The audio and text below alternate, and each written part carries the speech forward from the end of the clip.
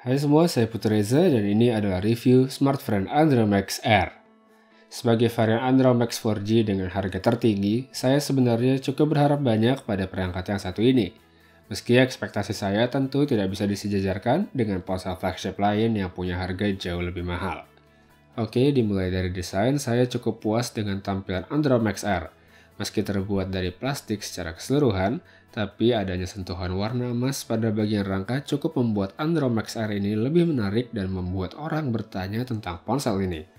Posisi tombol volume dan power pada bodi Android Max Air sudah cukup strategis dan mudah dijangkau. Akan tetapi cukup disayangkan tombol tersebut tidak terasa solid karena goyang saat disentuh.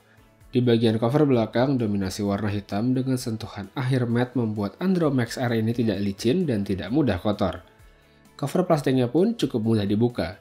Saat membuka cover tersebut, saya sebenarnya cukup terkejut dengan tipisnya lapisan plastik yang menutup bagian belakang dari ponsel ini. Di balik cover tersebut terdapat baterai, slot microSD, dan dua buah slot SIM card. Slot SIM card cukup unik karena berbeda satu sama lain. Untuk kartu 4G smartphone bentuknya adalah micro SIM, sedangkan bagian GSM masih berbentuk mini SIM card. Jika kebetulan ingin memasang SIM card GSM pada Android Max Air dan kartunya sudah berbentuk micro SIM, bagian SIM card smartphone yang tidak terpakai bisa dialih fungsikan menjadi converter seperti yang saya pakai berikut. Layar yang ada pada Android Max Air termasuk standar yaitu 5 inci. Ukuran layar tersebut tentu tidak membuat Android Max Air menjadi perangkat yang besar sehingga masih mudah dioperasikan dengan satu tangan atau disimpan di saku celana. Kualitas layar sebenarnya sudah cukup memuaskan meskipun resolusinya hanya 720p saja, tapi itu sudah cukup untuk menonton video atau bermain game. Akan tetapi layar yang ada tetap punya kekurangan yang cukup mengganggu buat saya. Pertama adalah sudut untuk melihat layar yang tidak terlalu lebar, serta visibilitas di bawah terik sinar matahari yang tidak terlalu bagus. Layar Android Max Air juga terkadang tidak terlalu responsif saat menerima sentuhan, sehingga typo cukup mudah terjadi selama saya mengetik. Setelah sebelumnya selalu mentok di Android KitKat, kini Lollipop sudah hadir pada perangkat Android Max 4G dan tentunya pada Android Max Air. Efek Lollipop memang cukup terasa selama saya memakai Android Max Air ini. Animasi dan transisi terasa cukup halus walaupun ada kalanya sedikit tersendat.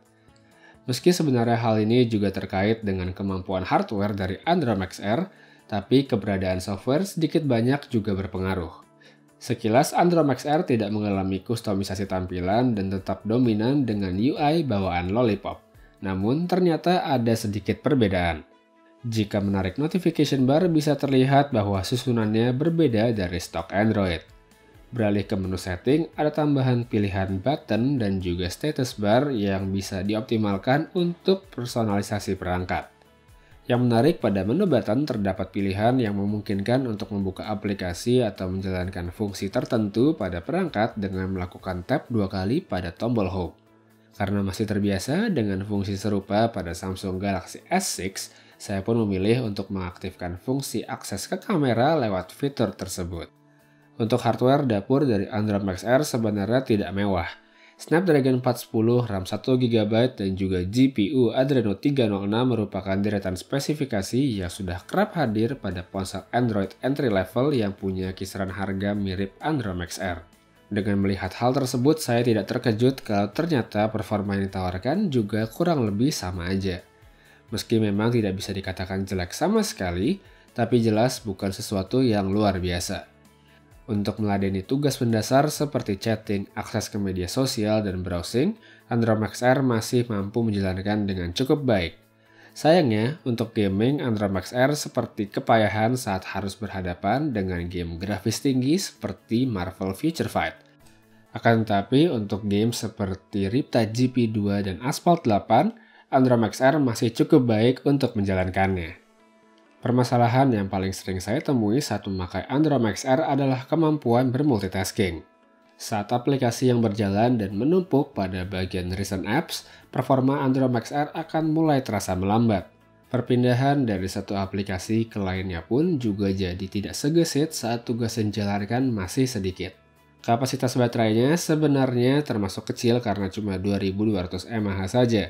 Meski kecil, ternyata Androm XR ini cukup awet untuk diajak beraktivitas. Total standby 14 jam dengan screen on time 4 jam lebih jadi gambaran kekuatan baterai dari ponsel ini. Di sektor kamera, Androm XR dipersenjatai resolusi 8 megapiksel dan dual LED flash. Kecepatan shutter kamera serta autofocus pada kamera Androm XR ini tergolong cukup cepat, bahkan lebih cepat dari kebanyakan Androm Max lainnya. Akan tetapi, hal tersebut hanya pada kondisi cukup cahaya, sedangkan saat low light tetaplah lambat. Tampilan antarmuka kameranya sederhana dan tidak menyulitkan pengoperasian. Karena masih membawa kamera stok Lollipop, maka tidak ada fitur khusus yang ditawarkan. Hanya ada tambahan mode panorama serta HDR untuk variasi pengambilan foto. Ada juga beberapa filter yang mungkin bisa dipakai untuk kustomisasi. Foto yang bisa dihasilkan kamera Androm XR bisa dikategorikan baik pada kondisi terang.